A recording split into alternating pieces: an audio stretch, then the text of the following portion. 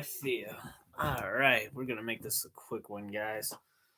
The boys gotta go to bed here. I'm just finishing up some stuff before I go to bed. I want to get into it. Say rounds 1 and 2 of SGA versus Jokic for both MVP. Oklahoma City Thunder versus the Denver Nuggets in Oklahoma City at Paycom. It did not disappoint. The first game was kind of disappointing towards the end, though, because we all saw. I gotta say it. AG going down hurts us for the Nuggets in particular, but as they say, I think rushing him back or kind of not giving him the proper treatment or rest that he deserves or needs is definitely what hinders this injury and like progression to get back fully healthy for Aaron Gordon. So we'll have to see how Mr. Nugget does when he gets back, or hopefully they'll do an MRI or scan and they'll see where it goes from there.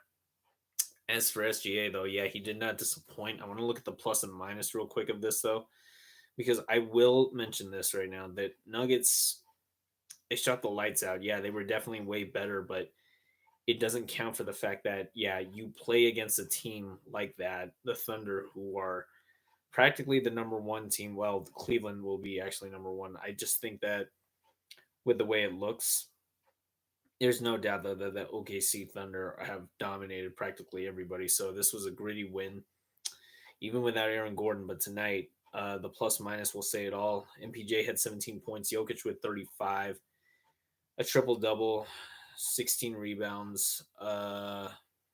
He only, and never mind that, he only had a major double double, but he had 8 assists. Was 15 for 20 though. What a masterclass of a game. 11 for 22 from Jamal with 34 a piece. Peyton Watson had 16 points. This is the kind of basketball you need to see. And Russell Westbrook was 6 for 10 with a +2 of 16 points. And Shea had 25, but you know this for a fact that it's SGA versus Jamal Murray, really. Canadians both went to Kentucky, both Wildcats, both nearly the same age. Jamal is just like 1 year older. SGA's, he's about to be 27 here. It's kind of crazy, but seeing as to how he plays at such a insanely high caliber level, he'd be the perfect teammate for anybody, even for Jokic. But just seeing where they're going, the fact that Oklahoma City just looks like such a different team, especially with this chemistry when you got Cason Wallace, Jalen Williams, you've got Chet Holmgren, Isaiah Joe, everybody essential. Alex Caruso even coming off the bench for them is just a huge plus. But right now, you've got the Mavericks, the Spurs. There were some other good games. I don't want to just make this all about the Nuggets, but seriously, seeing as to where they are right now, it is nice to see that what I'm trying to get at is that for these two probably seeing each other, if it does come to a Western Conference Finals, then more than likely will be a Game 7 series, or we'll just have to wait and see.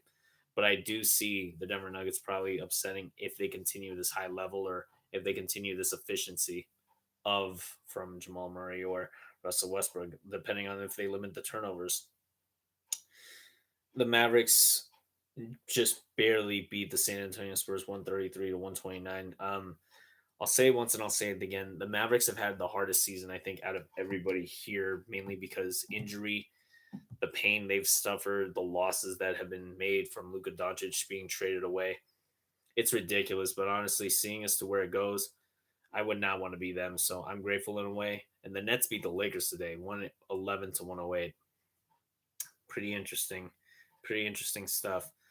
Um, yeah, the Knicks come into town to defeat the Sacramento Kings 133 to 104. The Knicks, I tell you, man, if we were to match up against them, and hopefully we'd be ready this time, but I just think about it right now. The Lakers, I would just see our comparison contrast. We'd match up with Boston. They're 47 and 18. We're 42 and 23, but I'm just thinking about the big picture, which is, of course, are the Denver Nuggets ready for the playoffs? Are these certain teams like the Rockets or the Grizzlies, are these teams ready to go past the first round or even make it past the second and see? I don't really want to speak for everybody except us and just say for the Nuggets, you've got to figure out your rotations, your guys in your circle of trust, Michael Malone, or it could be even Calvin Booth, whoever is pulling the strings here. And I would just say that the ultimate goal is to stay healthy, figure out a plan, get your guys ready for the playoffs, and then we'll, see how it goes. But as of right now, it's going to be a long, long playoff season, I feel like, because this is just a huge duel waiting to, unfold. But right now, yeah, we'll just have to wait and see. I think it's definitely going to be a battle, and I would love to, like I said, though, it'll be nice to see an SGA versus Jokic or matchup against these guys. But yeah, with that said, though, right now we got a lot of things coming. I still think right now if SGA and Jokic, if they were somehow teammates one day, or if it's Luka and Jokic, and the amount of damage these guys can do it together as a duo. So I don't want to go too much more into this because it's late. I got to go to bed here. Have a good night, guys. This is Exquisite Nugget signing off. And as always, we'll see you in the next one.